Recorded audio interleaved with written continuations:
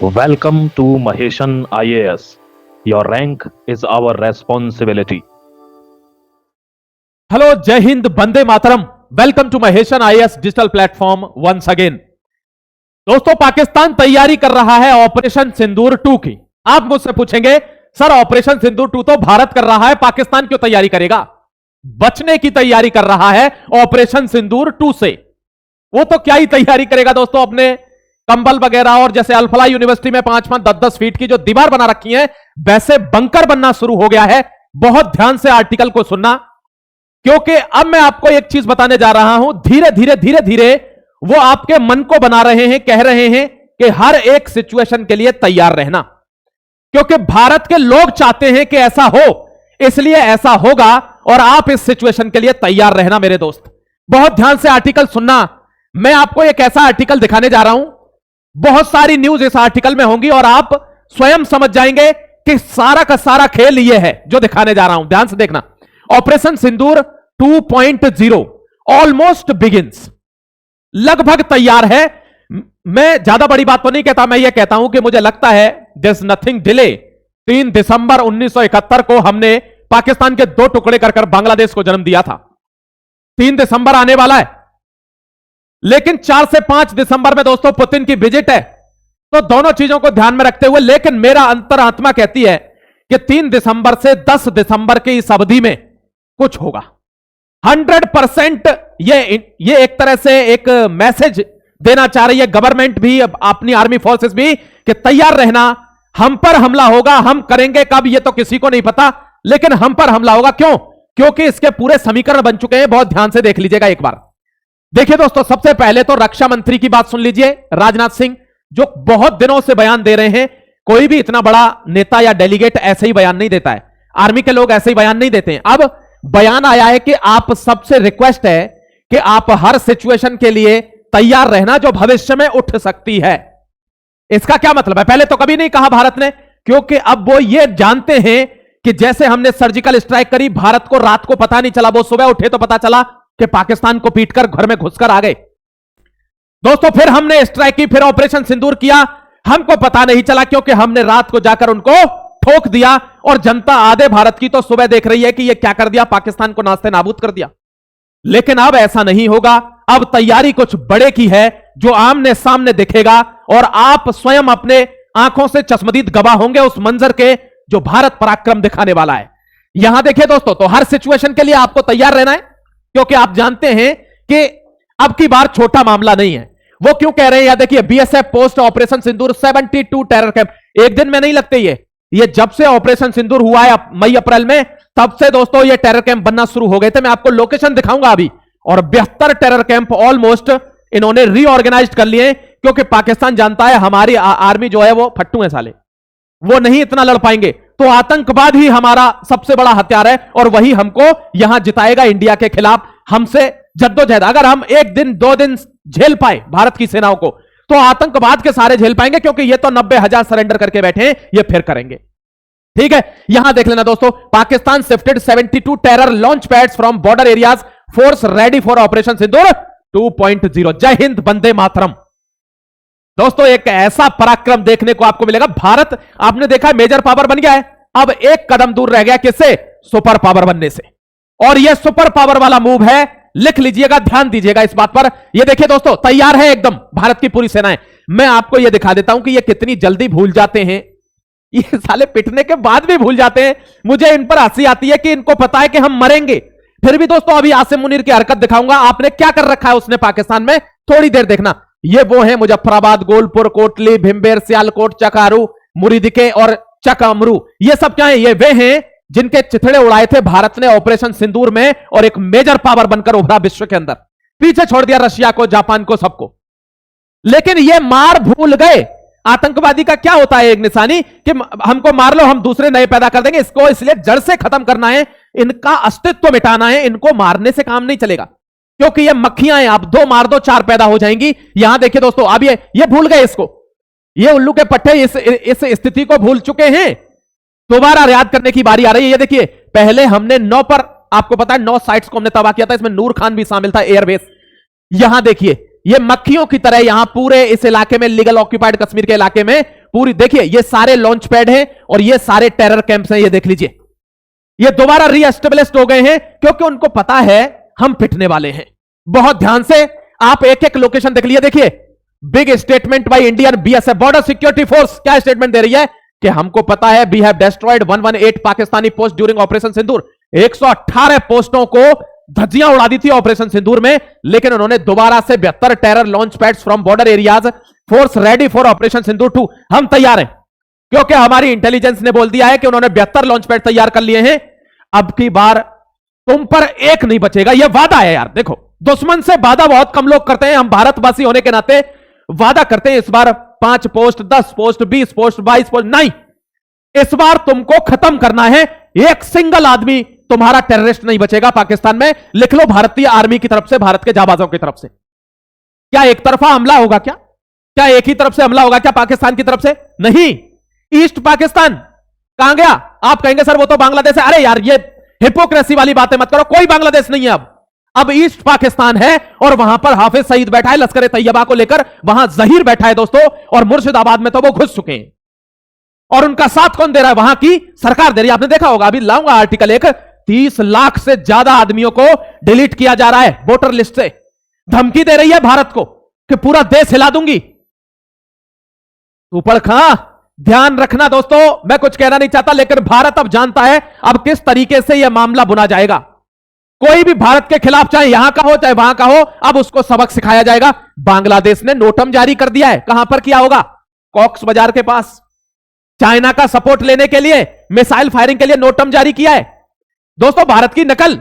अब नोटम जारी करने के बहाने वो कह रहा है यहां पर ध्यान देंगे इंटेलिजेंस फोर्सेस के क्या हो रहा है क्या नहीं हो रहा है। इस बहाने टर्की से, पाकिस्तान से, चाइना से, अजरबैजान से हथियार आ जाएंगे बांग्लादेश में। धड़ाधड़ उनके एयरपोर्ट्स पर, एयरबेसिस पर दोस्तों जेट्स उतर रहे हैं, कुछ तो डिलीवरी हो रही है, इंटेलिजेंस की रिपोर्ट है। क्योंकि एक तरफा नहीं होगा ये, भारत जानता है ये कई तरफों से होगा, इसलिए उसके लिए तैयारी कर रहा है। ये तो मैं आपको पहले ही बता चुका हूं, ये 12 इलाके चिन्हित कर दिए। चिंता मत करो, पाकिस्तान की स्थिति देखी थी ना, इनकी भी वही होने वाली है। घबराना मत यार, अपने ऊपर भरोसा रखो, अपनी फोर्सेस के ऊपर भरोसा रखो। ये नोटम जारी किया है बांग्लादेश ने आज 30 तारीख को, ये मिसाइल फायरिंग के लिए। यहां देख लीजिए दोस्तों, इनकी फट भी रही है, कसम से भाई, इनकी बहुत बुरी तरीके से फट रही है। क्यों? क्योंकि इनको पता नहीं चल रही है कि इस बार क्या होगा, और यही पावर है भारत की। यह डर होना चाहिए अगले वाले के दिन में, स्केयर्ड ऑफ वॉर। देखिए क्या कह रहा है पाकिस्तानी फॉरेन मिनिस्टर इसक दार, कहता है कि 4000 आर्मी के लोग मारे जा चुके हैं, सैनिक, और 20,000 से ज्यादा घायल पड़े हैं। भाईजान, मरवा ही दोगे क्या? यह भारत है भाई साहब, बहुत बुरी तरीके से स्थिति खराब है, फटकर हाथ में आ गई है। क्योंकि इनको पता, ये देखिए यहां से फिनलैंड ने अपनी एम्बेसी छोड़ दी है। आप कहेंगे सर ये तो कोई बड़ी न्यूज नहीं है, फिनलैंड ने एम्बेसी छोड़ दी है। दोस्तों, फिनलैंड को पता है कि यहां हमला होगा, यहां बारूद फटेंगे, और इनको तो आदत है मरने की। हम तो भाई शांति प्रिय लोग हैं, यहां से निकल लो, छोड़ गए। उनको पता है। उनको क्यों पता है? देखो, अलास्का पर क्या कर रहे हैं, बोल रहे हैं अलास्का को, यूरोपियन यूनियन कह रही है अलास्का अमेरिका वाली कि हम इसको रूस का हिस्सा मानते, रसिया का रिकॉग्नाइज करते। आप देखिए, ये तो किसी मतलब का नहीं है। ये कहां चला गया पता है आपको? लंदन चला गया। कहां? अपने भाई के पास, जो नवाज शरीफ था ना, जो लूट मार करके पहले भागा था, उसके भाई के पास चला गया। क्योंकि इसको पता है इससे पहले कि मैं इमरान खान बन जाऊं, मुनीर मेरे को ठुकवा दे अंदर जेल में ले जाके, निकल लो यहां से, पैसा तो हमने कमा ही लिया है। एक चीज देख लीजिए, ऐसी मीटिंग दोस्तों बहुत रेयर केस में होती है। सारे लोग शामिल हैं, जितने भी बड़े डिफेंस ऑफिसर्स हैं सारे शामिल हैं।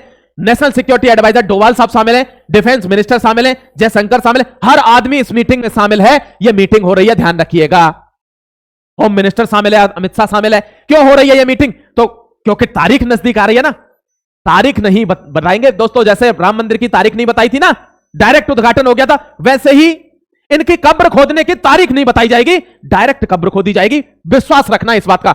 ऐसा मैं क्यों कह रहा हूं कि पाकिस्तान पर हमला होगा, एम्बेसी छोड़कर भाग रही फिनलैंड की। देखिए ये कौन है? ये कैश पटेल है दोस्तों। कैश पटेल कौन है? चीफ है कहां का? FBI का, इंटेलिजेंस एजेंसी ऑफ अमेरिका। और उसने क्या कहा है कि जो यहां पर गोलीबारी हुई है, बंदूक चली है, उसमें ISI का हाथ है, पाकिस्तान की का। आपको क्या लगता है? डोनाल्ड ट्रंप का तो खास है मुनीर, तो पाकिस्तान तो कैश पटेल को रिटायर कर देगा क्या? कुछ भी हो सकता है। ध्यान रखना, पाकिस्तान को उल्टा ठोकने वाला है अमेरिका। मैं आपको बहुत बड़ा डेवलपमेंट दे रहा हूं, यह इस तरीके की न्यूज दे रहा है। देखिए, पाकिस्तान में आसिम मुनीर को 29 नवंबर को यह डिसाइड करना था कि वो अब सर्वे सर्वा हो चुके हैं, लेकिन कोई ऑफिशियल नोटिस अभी जारी नहीं हुआ है। इसको डिले किया जा रहा है। कैश पटेल कहते हैं पाकिस्तान का हाथ है आईएसआई का इस गोलीबारी में, जहां पर नेशनल सिक्योरिटी गार्ड मरा है अमेरिका का। देखना ऊंट फिर उल्टी करवट बैठेगा, आप देखना यही इसी जगह पर दिखाऊंगा, इसी बोर्ड पर। ये देखिए UAE, United Arab Emirates, Abu Dhabi, ये क्या कह रहे हैं? Stop issuing most visas ordinary green Pakistani passport. बंद करो इनको देना। क्यों? क्योंकि कंसर्न्स अबाउट क्रिमिनल एक्टिविटीज, ये क्रिमिनल है, ये तो जग जाहिर है, including involvement organised begging rings, पूरी रिंग बना रखी है, भीख मांगते हैं हर जगह, begging rings. Abu Dhabi, Sharjah, Dubai, इन सब जगह पर लूटपाट चल रही है भीख मांगकर। आपने देखा होगा एक औरत का वीडियो वायरल होता है, वो कहती है बर्फ वाले से 10 रुपए दे दे, अल्लाह के नाम पे 10 रुपए दे दे। वो कहता है अरे यहां बोनी नहीं हुई है शुरू से, तो दोस्तों उसको मारने लगती है वो बेकारी। और यही चीज हो रही है यूएई में, इसलिए इनको क्या किया? बैन कर दिया इनको। लड़ाई में आ जाए तो अल्लाह के नाम पे, अगर कोई भीख मांगनी हो तो अल्लाह के नाम पर, अल्लाह को बदनाम करना है। क्यों? क्योंकि बाकी के जो लोग हैं जिनको सिर्फ ज्यादा कुछ जानकारी नहीं, कुछ नहीं है, वो किसी वजह से अल्लाह के नाम पर तो साथ में आ जाएंगे। ये प्रोपेगेंडा है, लेकिन इसको इंटेलेक्चुअल लोग समझना चाहिए, इसको समझते नहीं, और यही जाहिलियत है। देखिए gulf nation back Pakistani visas over crime concern, बहुत क्राइम कर रहे हैं ये यूएई में, इनको हटा दिया। अब मैं आपको एक बहुत इंपॉर्टेंट न्यूज दिखा रहा हूं, बहुत ध्यान से समझिएगा। सीनियर पाकिस्तानी ऑफिशियल्स की मीटिंग हुई है, किसकी? आसिम मुनीर की, वो साहिर मिर्जा दोस्तों चोर कराची वाला, इन सबकी मिक्स मीटिंग हुई है। और किस बात पर मीटिंग हुई है? क्योंकि इमरान खान जिंदा है या मर गया नहीं पता। यहां देख लीजिए, इमरान खान का लड़का कहता है हमारे पास कोई सबूत नहीं है, हमको मिलना नहीं जा रहा है। वेयर इज पाक ex prime minister Imran Khan, कहां पे? ये देखिए, पीटीआई अनाउंसेस मास प्रोटेस्ट आउटसाइड अदयाला जेल पाकिस्तान में। अब ये मीटिंग किस पर हो रही है कि ये प्रोटेस्ट से डरे हुए हैं कि ये क्या होने वाला है, यहां नेपाल बनने वाला है क्या? और इस प्रोटेस्ट के लिए मीटिंग हुई है। देखिए साफ लिखा हुआ है, यहां लिखा हुआ है कि सबसे पहले तो आप कुछ बॉम्ब का थ्रेट दीजिए कि यहां सुसाइड बॉम्बिंग हो सकती है, यहां जेल के बाहर खड़े मत होइए। फिर दूसरा, अगर वो ना माने तो उनको पर्सनल डेथ का थ्रेट दीजिए, ये लिखा हुआ है देखिए दोस्तों, should be seriously threatened with death. अगर नहीं माने तो मौत की धमकी दीजिए कि यही मारे जाएंगे तुरंत। इसलिए प्रोटेस्ट रोकने के लिए। और जब ये प्रोटेस्ट होगा, अगर इमरान खान मर गया होगा, मैंने आपको बोला था ऐसा प्रोटेस्ट होगा दोस्तों, आसिम मुनीर भारत के ऊपर कोई ना कोई क्रियाक्रम करेगा। क्यों? क्योंकि फिर पाकिस्तान में अनरेस्ट को मोड़ने के लिए उसके पास कोई चारा नहीं बचता अपनी जिंदगी बचाने के लिए, तब यह होगा। और फिर भारत दिखाएगा कि भारत क्या है। ठीक है, यह ध्यान रखना। तो यह सारा मंजर आपको मैं इसलिए समझा रहा हूं कि आपको समझ में। ये देखिए, Pakistan biggest English newspaper and ATM, यह पाकिस्तान का सबसे बड़ा इंग्लिश न्यूज़पेपर है। ये देखिए, यह चैट जीपीटी से स्क्रिप्ट निकाली है किसी ने, चैट जीपीटी से, और एज इट इज छाप दिया। यहां लिखा हुआ है if you want I can also create this thing for you. ये चैट जीपीटी देता है साहब, इतनी इंटेलेक्चुअल है ये, देख लीजिए। और इंटेलेक्चुअल क्यों नहीं है ये भी मैं आपको समझा चुका हूं पिछले में। यहां देखिए, ये है मिस इन्फॉर्मेशन वॉर, इसको समझने की जरूरत है। अगर आप पाकिस्तान के आदमी हैं और एटीएम से पैसा निकालने जा रहे हैं, तो देखिए क्या लिखा है यहां पर। यहां लिखा है अहमदुल्लाह, मतलब अलहमदुल्लाह, जो भी है, यहां पर लिखा है कि ये पाकिस्तान की आर्मी नहीं है, ये अल्लाह की आर्मी है, और अल्लाह ने हमको जिताया है। अल्लाह ने हमको जिताया कहां? ऑपरेशन सिंदूर में। इसको कहते हैं मिस इन्फॉर्मेशन वॉर, कि एक आम आदमी भी पैसा निकालने जा रहा है तो एटीएम पर पहले आसिम मुनीर मिलेगा, यह मैसेज देता हुआ कि हम, हमारा करेज, हमारी ताकत काम आएगी दुश्मन के खिलाफ अल्लाह के नाम पे। अरे कुछ तो शर्म करो, कुछ तो शर्म कर ले। क्या बताऊं तेरे को, क्या कहूं, मेरे को तो समझ नहीं आता। ये देखिए दोस्तों, भारत की गवर्नमेंट ने बड़ा अनाउंसमेंट कर दिया है, व्हाट्सएप, टेलीग्राम, ये सब, चैट जीपीटी, ये सब नहीं चलेंगे। क्यों नहीं चलेंगे? ये सिर्फ उन फोनों में, उन मोबाइल में, उन लैपटॉप में चलेंगे जहां पर सिम कार्ड एक्टिव होगा। क्योंकि आपने देखा होगा डॉक्टरों का इतना बड़ा स्कैम पकड़ा गया है, इन्होंने सिम कार्ड खरीदे, व्हाट्सएप लॉगिन करके सिम कार्ड फेंक दिया, व्हाट्सएप चल रहे थे। अब नहीं होगा। अगर आपके मोबाइल में सिम होगी और वो एक्टिव होगी, रिचार्ज होगा, तो ही व्हाट्सएप वगैरह चलेंगे, वरना नहीं चलेंगे। और अगर ऐसा होगा तो उसको ट्रैक करना आसान हो जाएगा कि ये सिम कहां है। यह भारत की गवर्नमेंट का वेलकम स्टेप है। लेकिन एक दुख की खबर भी है दोस्तों, डीआरडीओ का एक साइंटिस्ट फिर मार दिया गया। अभी आपने देखा होगा लखनऊ में एक यंग साइंटिस्ट मरा था, वो ब्रह्मोस का साइंटिस्ट था। यह डीआरडीओ का एक साइंटिस्ट फिर मार दिया गया। भारत सरकार से फिर एक बार विनम्र विनती है कि साइंटिस्टों को सुरक्षा दीजिए, क्योंकि साइंटिस्टों पर सबसे ज्यादा खतरा इस समय है। समझ गए दोस्तों? तो यह आपको लेटेस्ट इंफॉर्मेशन जो मैंने आपको दिया, आपको समझ में आया होगा आर्टिकल। कोई भी डेवलपमेंट होता है मैं आपके सामने आऊंगा नई इंफॉर्मेशन लेकर। तब तक अपना ख्याल रखिए, चैनल को सब्सक्राइब करके जुड़े रहिए महेशन के साथ सभी जेन्युइन अपडेट्स के लिए। जय हिंद, वंदे मातरम, गॉड ब्लेस यू।